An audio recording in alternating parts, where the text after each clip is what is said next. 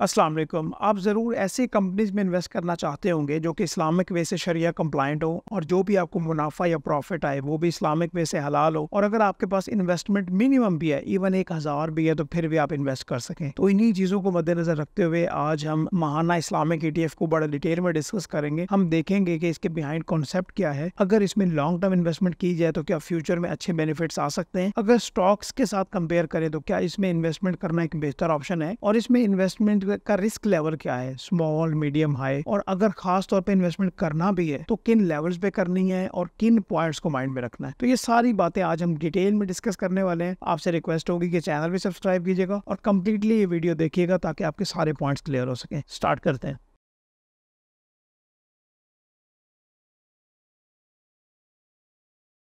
सबसे पहले दो most important points. Point number 1 कि अगर आप पाकिस्तान स्टॉक एक्सचेंज में इन्वेस्ट करते आ रहे हैं, ये इन्वेस्टमेंट का प्लान बना रहे हैं, तो अगर मैं बड़ी कंपनीज की बात करूं जिसमें मरी petroleum, systems limited, lucky cement, मिल्लत ट्रैक्टर्स ये आ जाते हैं। इसके अलावा भी काफ़ी बड़ी कंपनीज हैं, लेकिन मैंने सिर्फ 4 कंपनीज की एग्जांपल ली है कि अगर आप आज की डेट में इनके एक एक शेयर परचेज़ करना चाहते हैं तो आपको तकरीबन 4500 रुपये इन्वेस्ट करना पड़ेंगे। और यहाँ पे आपके माइंड में क्या आएगा कि भाई सिर्फ 4 शेयर परचेज़ करने हैं और मुझे 4500 इन्वेस्ट करना है, और अगर मुझे एक एक हज़ार शेयर परचेज़ करना पड़ेंगे तो ये तो काफ़ी ज़्यादा इन्वेस्टमेंट बन जाएगी। एक तो ये बात हो गया कि आप ये कहेंगे कि मुझे ऐसे शेयर्स की तरफ जाना चाहिए जिनकी प्राइस 50, 100 या 150 या 200 रुपये हो, सही, या मैं अच्छी कंपनीज में इन्वेस्ट करना चाहता हूँ, मेरे पास इतनी इन्वेस्टमेंट नहीं है। एक ये पॉइंट है। दूसरा पॉइंट, जब भी आप अपना पोर्टफोलियो बना रहे होते हैं उसमें आपने 8, 10 या 12 जो भी आपने कंपनीज की सिलेक्शन की, सही, तो जब आप ये देखते हैं कि जो आपने कंपनीज की सिलेक्शन की है उसकी परफॉर्मेंस किस तरह से है, मिसाल के तौर पे आप उसको इंडेक्स के साथ भी मैच करते हैं, KSE 100 इंडेक्स के साथ, KSE 100 इंडेक्स के साथ, तो फिर आपको पता चलता है कि KSE 100 इंडेक्स तो ये जा रहा है और जो आपकी कंपनीज की परफॉर्मेंस है ये इस तरह से मूव कर रही है, लाइक ये इसमें इतना गैप आ रहा है और आपकी जो कंपनीज हैं वो अंडर परफॉर्म कर रही हैं, सही। मतलब आपके पोर्टफोलियो में कोई मसला है, आपके एनालिसिस में कोई मसला है। यहाँ पे ये दो मोस्ट इंपॉर्टेंट पॉइंट्स आते हैं। और जब भी कोई फंडामेंटल चेंज होंगे, इन्फ्लेशन आएगी, इंटरेस्ट रेट की चेंजेस आएंगी, कंपनी के फंडामेंटल में चेंजेस आएंगी, तो फिर आपको इन कंपनीज में अपने पोर्टफोलियो में चेंजेस करना पड़ती हैं। क्लियर हो गई बात? यहाँ तक समझ आ गई? तो ये दो बहुत इंपॉर्टेंट पॉइंट होते हैं और इन्हीं पॉइंट्स को देखा जाए तो यहाँ पे ETF, एक्सचेंज ट्रेडेड फंड्स का कॉन्सेप्ट आता है। पहले समझ लीजिएगा कि ये एक्चुअली एक्सचेंज ट्रेडेड फंड्स होते क्या हैं। अच्छा, पाकिस्तान में तो ये ट्रेंड अभी आ रहा है, बट पाकिस्तान से बाहर अमेरिका, इंडिया, बाकी कंट्रीज जो भी स्टॉक्स उनकी स्टॉक एक्सचेंजेस हैं वहाँ पे तो ये काफ़ी टाइम से चल रहा है। और जो भी बिगनर्स हैं, इन्वेस्टर्स हैं, जो ज़्यादा एनालिसिस पे फोकस नहीं करना चाहते, वो ETFs उनके लिए एक बेहतरीन चॉइस होती है। एक्चुअली होता क्या है ये मैं आपको बताना चाहूँगा, और एग्जांपल के साथ कि आप अगर पाकिस्तान स्टॉक एक्सचेंज की वेबसाइट पे आएंगे तो यहाँ पे ये इंडाइसिस की लिस्ट आप देख सकते हैं। मार्केट में जाके ये मार्केट इंडाइसिस पे KSE 100 index, all share, KSE 30, KMI 30, मैं KMI 30 पे क्लिक करता हूँ और यहाँ पे नीचे हमारे पास ये लिस्ट आ जाएगी। अभी ये KMI 30 में वो सारे क्या कहते हैं कि शेयर्स हैं जो कि शरिया कंप्लाइंट है, ठीक है। आप ये कहते हैं कि भाई ये जो नीचे तक लिस्ट जाएगी, आप इन सब कंपनीज में इन्वेस्ट करना चाहते हैं, ठीक है, बट आप एनालिसिस भी नहीं करना चाहते और आपके पास इतनी बड़ी भी इन्वेस्टमेंट नहीं है, या बड़ी भी इन्वेस्टमेंट है तब भी आप कहते हैं कि भाई मुझे इन सब कंपनीज़ में या इनमें से अच्छी कंपनीज़ में इन्वेस्ट करना है, तो मेरे पास क्या तरीका है। यहाँ पे ETF का कॉन्सेप्ट इस तरह से आता है कि यहाँ पे जिस तरह कंपनीज़ हैं, जिस तरह से ये एयरलिंक या ये मैपल लीफ, इसी तरह से एक्सचेंज ट्रेडेड फंड्स की एक कंपनी लिस्ट होती है पाकिस्तान स्टॉक एक्सचेंज पे।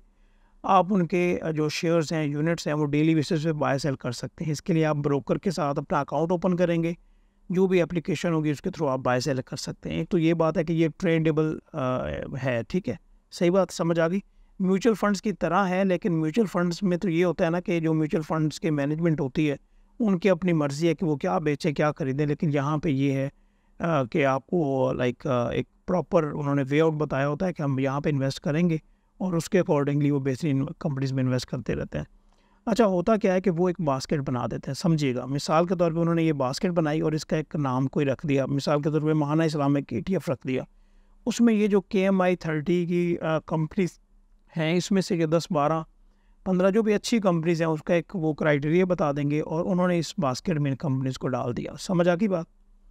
अभी अगर आप इन कंपनीज में इन्वेस्ट करना चाहें, 30 कंपनी में नीचे लिस्ट जाती है, मैंने बस यहीं तक रखा है, नीचे और भी कंपनीज हैं। अगर आप उनमें इन्वेस्ट करना चाहें तो मे बी आप एक एक शेयर परचेज करने जाएं तो आपको पे करना पड़े, लाइक इन्वेस्ट करना पड़े, सॉरी, 5, 6, 7 हज़ार। तो यहाँ पे आपके पास लाइक इन्होंने बास्केट बनाई और बास्केट के फिर आगे यूनिट्स बना दिए, बेशुमार यूनिट्स बना दिए, ठीक है, काफ़ी ज़्यादा यूनिट्स बना दिए। और एक यूनिट की प्राइस एग्जाम्पल लें 10 रुपये रखती, ठीक है, ये इस तरह 10 रुपये रखती। अभी 10 रुपये के हिसाब से जो भी इस बास्केट में कंपनीज होंगी, आप 10 रुपये हर कंपनी में इन्वेस्ट कर रहे हैं एक रेशो के साथ, ठीक है। तो अभी आपके पास चाहे इन्वेस्टमेंट है 1,000 की, चाहे है 5,000 की या 1 लाख की, आपको परेशानी की बात नहीं है। आप अपना अकाउंट ओपन करेंगे और ETF में इन्वेस्ट कर देंगे। ये बात समझ आ गई, क्लियर होगी कि ETF होता क्या है, इसके पीछे साइंस क्या है। पाकिस्तान में यह भी ट्रेंड आ रहा है और जो बहुत बड़े बड़े इन्वेस्टर गुजरे हैं, Warren Buffett and all that, आप ज़रा उनको स्टडी कीजिएगा, गूगल कीजिएगा कि वो ETF के बारे में क्या कहते हैं। उनके बहुत अच्छे रिमार्क्स हैं इनके बारे में। समझ आ गई बात। अभी हम बात कर लेते हैं जी महाना इस्लामिक ETF की। अच्छा, ये कॉन्सेप्ट जो है नया, ये अभी लाइक इसको ये 2024 मार्च में ही ये इम्प्लीमेंट हुआ था, सही। तो यहाँ पे अगर इनकी हम प्रोडक्ट समरी में है तो इन्होंने यहाँ पे क्लियरली मेंशन किया हुआ है कि हम यहाँ पे जो शरिया कंप्लायंट इक्विटी फंड है उसमें इन्वेस्ट करेंगे और यहाँ पे जो एनुअल टर्नओवर है उन कंपनीज़ का तकरीबन वो 10 मिलियन से ज़्यादा एनुअल होना चाहिए। ये बात समझ आ गई बात। अभी हम आगे बढ़ते हैं और उसके बाद ये डिटेल सारी वैसे आ रही है उनकी कि इनके ये ऑडिटर कौन से एंड ऑल दैट। अच्छा, अगर टोटल रिटर्न्स की बात करें तो अभी इसको इतना ज़्यादा वैसे टाइम भी नहीं हुआ। यहाँ पे आप 2 लाइंस देख सकते हैं। एक क्या है कि एक है यहाँ पे डार्क ब्लू कलर की जो कि बेंचमार्क को ज़ाहिर कर रही है और दूसरी है ETF की। अभी ये साथ साथ चल रही है ना बेंचमार्क के, तो इट्स गुड, सही, ठीक है। अगर ओवरऑल हम रिटर्न्स की यहाँ तक बात करें तो यहाँ पे आप देखिएगा कि अभी ये आपको रिटर्न्स कितना दे रहे हैं। अगर ईयर टू डेट की बात करें तो 16% है। और यहाँ पे आपके माइंड में तो होगा कि भाई बैंक्स तो हैं तो वो तो बहुत ज़्यादा रिटर्न्स देते हैं, लेकिन अगर आप उसकी कैलकुलेशन अच्छी तरह करेंगे कि अगर मार्केट में 20-21% भी चल रहा हो ना इंटरेस्ट रेट, तो आपको बैंक के जो पैसे होते हैं वो 1200 से लेके कोई 1400 के रेंज में होते हैं, ठीक है। तो एक तो ये ग्रोथ है इसमें, ठीक है, और दूसरी बात ये है कि आपको ये अच्छे रिटर्न्स दे रहे होते हैं। ये 90 डेज़ की बेसिस पे ये आपको रिटर्न इन्होंने इतना दिया और उसके बाद 1 ईयर की बेसिस पे इतना रिटर्न दिया। और अभी ये नया है तो इसने आगे और बढ़ना है, पहले आप ये ज़रा माइंड में रखिएगा। समझ आ गई बात।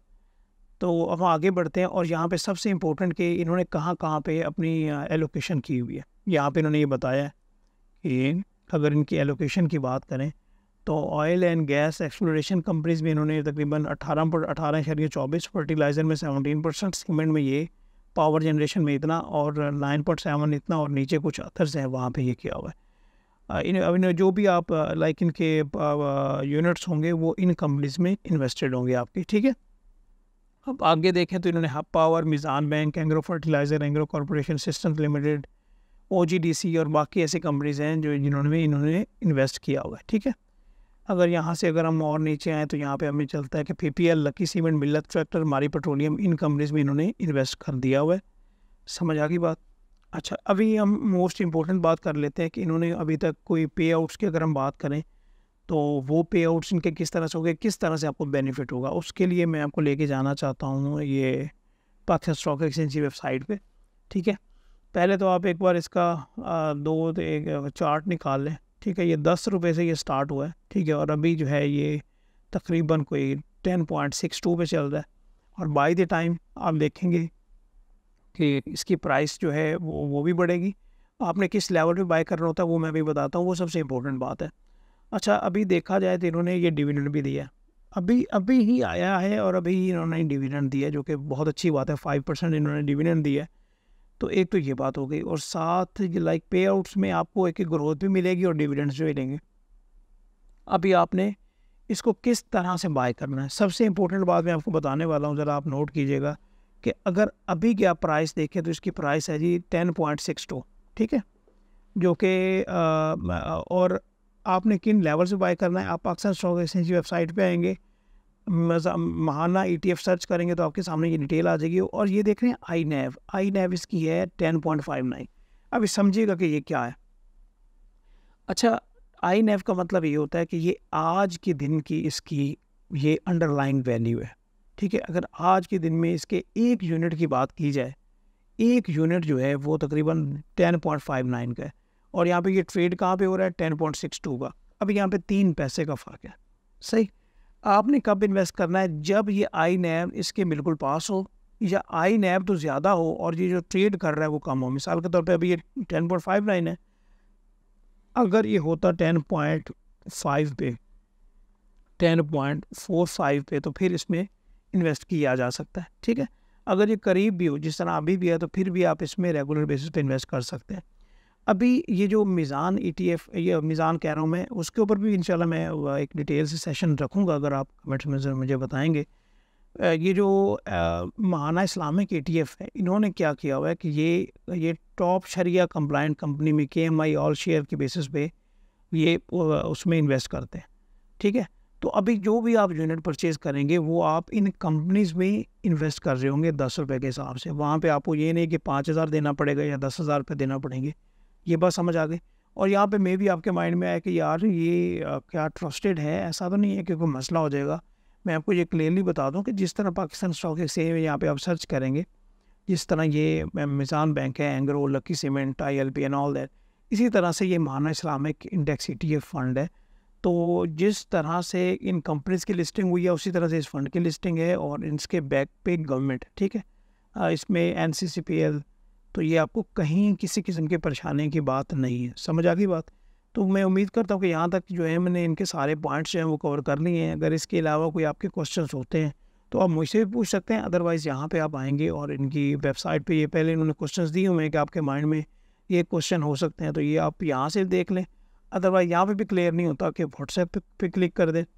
ठीक है, तो आपको यहाँ से भी ये आंसर कर सकते हैं। ठीक है, तो ये कुछ डिटेल्स ही जो मैंने आपके साथ शेयर की। अभी आपके लिए इन्वेस्टमेंट के जो ज़राए हैं वो काफ़ी आसान होते जा रहे हैं, तो आपको चाहिए कि आप इन्वेस्टमेंट की तरफ आएँ। ठीक है, तो अपने कमेंट्स से ज़रूर हमें आगाह कीजिएगा। इंशाल्लाह हम नेक्स्ट वीडियो में उनके ऊपर ज़रूर बात करेंगे। Thank you so much. अल्लाह हाफ़िज़।